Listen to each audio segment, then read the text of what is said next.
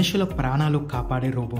ఎలాగంటే వరద ప్రవాహంలో ఎవరైనా అనుకోకుండా పడిపోతే వాళ్ళు కొట్టుకుపోతుంటారు కదా, అలాంటి వాళ్ళ దగ్గరికి ఈ రోబోను పంపించామనుకోండి, ఈ రోబోను పట్టుకుంటే చాలు అదే ఆటోమేటిక్గా వాళ్ళను గట్టు దగ్గరికి చేర్చుతుంది.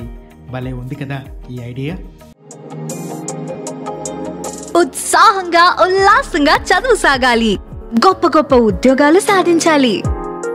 Vignan deemed to be university. ఆంధ్రప్రదేశ్లోని ఏలూరులో తమ్మిలేరు వద్ద ఎస్డిఆర్ఎఫ్ బృందాలు ఈ రోబో డెమోను నిర్వహించారు. విజయవాడలో వరదలు రావడంతో జాతీయ విపత్తు నిర్వహణ సంస్థ నుంచి ఎన్డీఆర్ఎఫ్, ఎస్డిఆర్ఎఫ్ బృందాలు ఏపీకి వచ్చాయి. అయితే ఈసారి సాంప్రదాయంగా సహాయక చర్యలు చేపడుతూనే టెక్నాలజీని కూడా ఇంక్లూడ్ చేస్తున్నారు.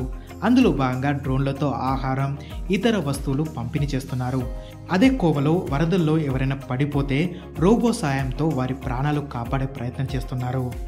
అయితే మీకు ఒక డౌట్ రావచ్చు, ఇక్కడ ఎవరైనా వరద ప్రవాహంలో పడిపోతే వెంటనే ఈ మిషన్ అక్కడ ఉండదు కదా అనే డౌట్ మీకు రావచ్చు.